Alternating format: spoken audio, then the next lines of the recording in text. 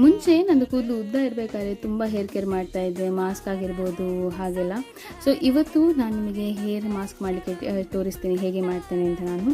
So usually ನಾವು ದಾಸವಾಳದ್ದು ಬೇಸಾಗಿ ಹಿಡ್ಕೊಳ್ಳೋದು. So ದಾಸವಾಳ ಹೂ ಮತ್ತು ಎಲೆ ಮತ್ತು ಕರಿಬೇವು ಸೊಪ್ಪು ಮತ್ತು ನೆನೆಸಿದಂತಹ ಮೆಂತೆ ಇಷ್ಟು ಹಾಕಿ ಚೆಂದ ಮಾಡಿ ಗ್ರೈಂಡ್ ಮಾಡಿ ಅದರೊಟ್ಟಿಗೆ ನೀವು ಲಾಸ್ಟಿಗೆ ಅಲೋವೆರಾ ಜೆಲ್ ಕೂಡ ಹಾಕ್ಬೋದು. ನಾನಿಲ್ಲಿ ರಿಯಲ್ ಅಲೋವೆರಾ ಇದನ್ನು ಹಾಕಿದ್ದೇನೆ ಫುಲ್ಲಾಗಿ.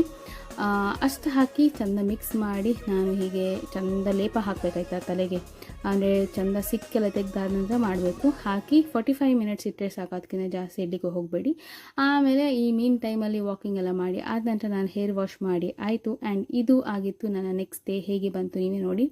ತುಂಬ ಎಂತ ಹೇಳ್ತಾರೆ, ಫ್ರೀಝಿ ಆಗಿದ್ದಂಥ ಹೇರು ತುಂಬ ಚೆಂದವಾಗಿ ಶೈನಿ ಆಗಿ ಬಂದಿದೆ. ನೀವು ಕೂಡ ನಿಮ್ಮ ಮನೇಲಿ ಟ್ರೈ ಮಾಡಿ. ಬಾಯ್.